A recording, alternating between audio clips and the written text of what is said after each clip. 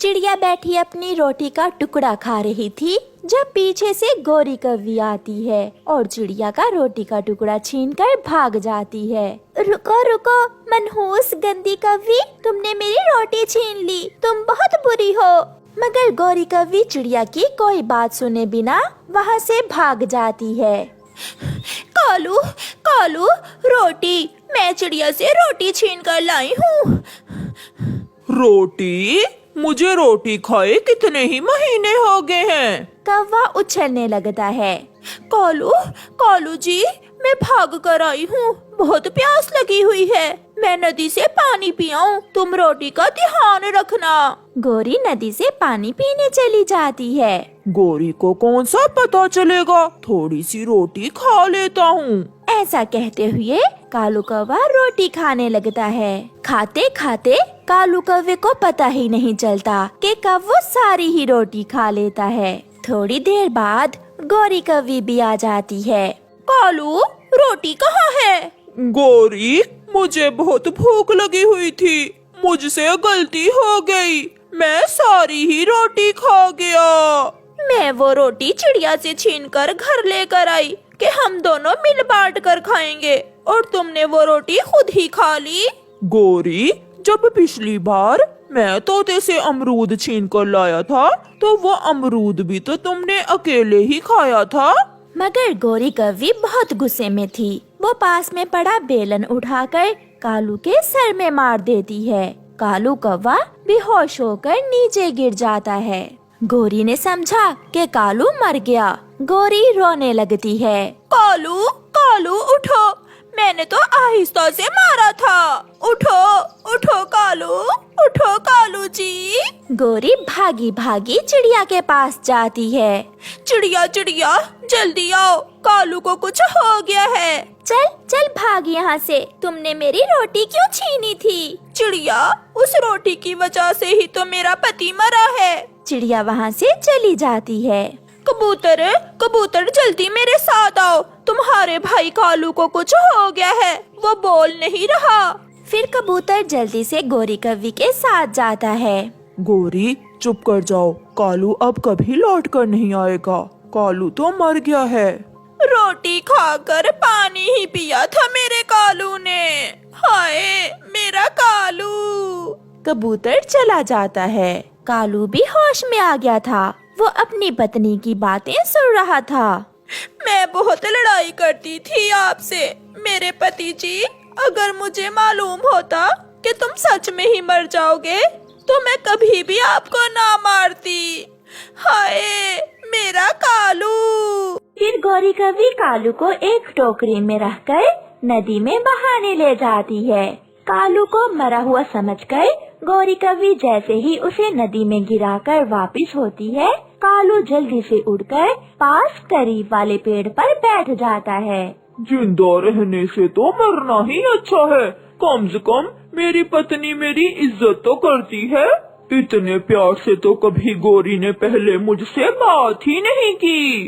रात हो जाती है और कालू कौवा उड़ता हुआ जाकर अपने घर की खिड़की में बैठ जाता है।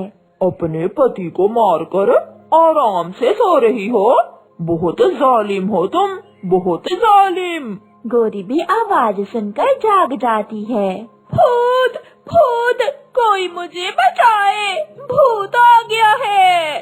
चुप चुप कर जाओ, अगर शोर मचाया तो कच्चा खा जाऊंगा तुम्हें।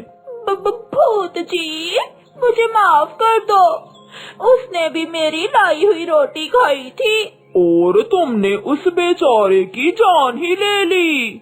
भूत जी, जो हुआ मैंने जानबूझकर नहीं किया। मैं कालू की आत्मा हूँ, मुझे बहुत नींद आ रही है। ऐसा कहते हुए कालू कौवा घर के अंदर आकर दूसरे घोंसले में सो जाता है। गोरी सारी रात जाग कर गुजारती है। सुबह हो जाती है। अब तुम मेरी तरफ घूर घूर कर क्यों देख रही हो? अपने पति को मार दिया, क्या अब उसकी आत्मा को भी मार दोगी? चलो जल्दी से मेरे लिए भोजन लेकर आओ। मैं अभी भोजन लेकर आती हूँ। डरते हुए गोरी कौवी भागती है और थोड़ी दूर से दाना ढूंढकर वापस आती है। कालू कौवा मजे मजे से दाना खा लेता है। आत्मा जी, अब मैं जाऊं? मुझे अपने लिए भी भोजन ढूंढना है। हाँ जाओ, तब तक मैं थोड़ा सो लेता हूँ। आत्मा जी, क्या अब आप वापिस नहीं जाओगे? नहीं, मैं अब तुम्हारे पति के घर में ही रहूँगा। मैं आत्मा हूँ, आत्मा।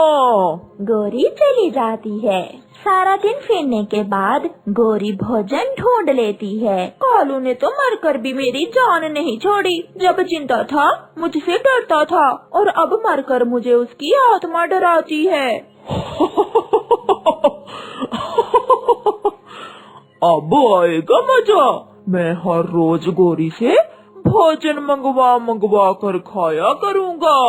अब मैं कालू की आत्मा बनकर रहूँगा और गोरी रहेगी मेरी नौकर बनकर। गोरी भी सब सुन लेती है। तो इसका मतलब ये कालू की आत्मा नहीं, कालू ही है। फिर गोरी झाड़ू लेकर कालू के पीछे भागती है। कालू आगे आगे और गोरी उसके पीछे पीछे।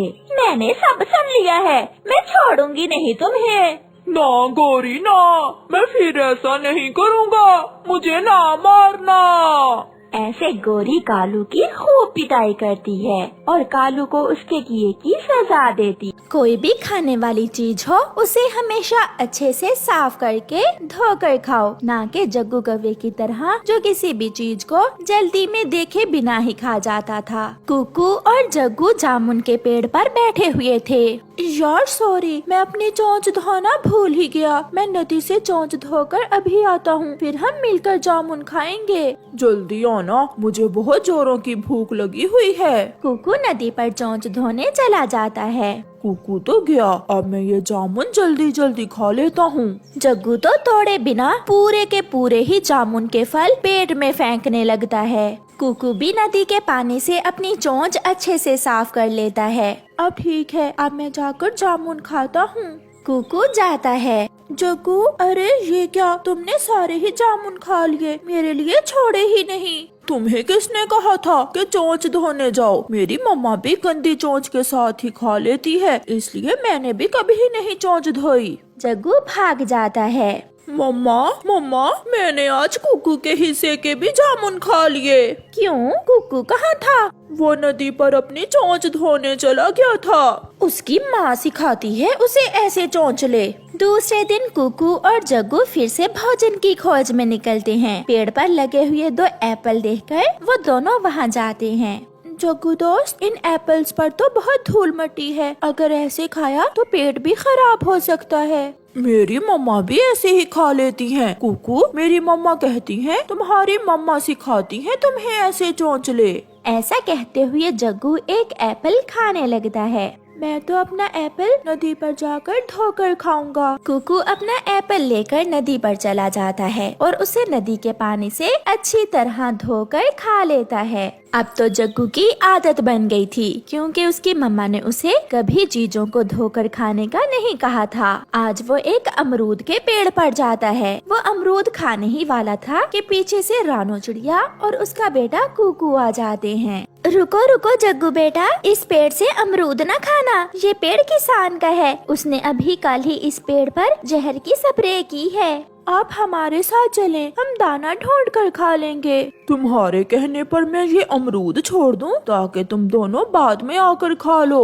जग्गू वो अमरूद खाने लगता है। मम्मा चिड़िया और कुकू वहाँ से चले जाते हैं। जग्गू वहाँ से जी भर के अमरूद खा लेता है और घर चला जाता है। घर जाते ही जग्गू को चक्कर आने लगते हैं और पेट में दर्द शुरू हो जाता है। मम्मा मम्मा, मेरे पेट में बहुत दर्द है और सर भी चकरा रहा है। क्या खाया है मेरे जग्गू ने जो पेट में दर्द शुरू हो गया? मम्मा, मैंने किसान के पेड़ से अमरूद खाए थे। ये कहते हुए जग्गू चकराता हुआ गिर जाता है और बेहोश हो जाता है। उसकी मम्मा जल्दी से उसे उठाकर बुलबुल डॉक्टर के पास ले जाती है। इसने तो जहर वाली कोई चीज खाई है। फिर बुलबुल जग्गू को दवा देती है। मेरा जग्गू। बुलबुल बहन प्लीज मेरे जग्गू को बचा लो। चिड़िया भी वहाँ आ जाती है। मैंने जग्गू को वो जहर वाले अमरूद खाने से मना किया था, मगर जग्गू ने मेरी एक ना सुनी। फिर थोड़ी देर बाद जग्गू होश में आ जाता है। चिड़िया आंटी, मैं बहुत शर्मिंदा हूँ। अगर मैंने आपकी बात मानी होती तो मैं ऐसे बीमार न होता। चिड़िया बहन गलती मेरी ही है। मैंने ही जग्गू को शुरू से नहीं सिखाया कि हर चीज को धोकर खाते हैं। लेकिन जग्गू बेटा, आज के बाद आप हर चीज धोकर खाओगे। फिर ऐसे गौरी और जग्गू को एक अच्छी सीख मिल जाती है और वो खुशी खुशी वहाँ से चले जाते हैं। प्यारे दोस्तों, आप भी किसी चीज को खाने से पहले उसे जरूर धो लिया करें। आपका धन्यवाद।